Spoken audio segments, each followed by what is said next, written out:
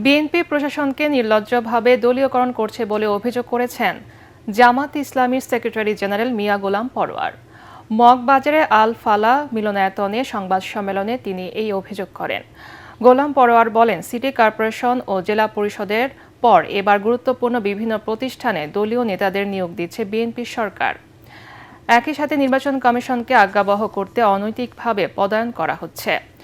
নিরপেক্ষ স্থানীয় সরকার নির্বাচনের স্বার্থে বিতর্কিত নিয়োগগুলো অবিলম্বে বাতিলের দাবি জানান তিনি।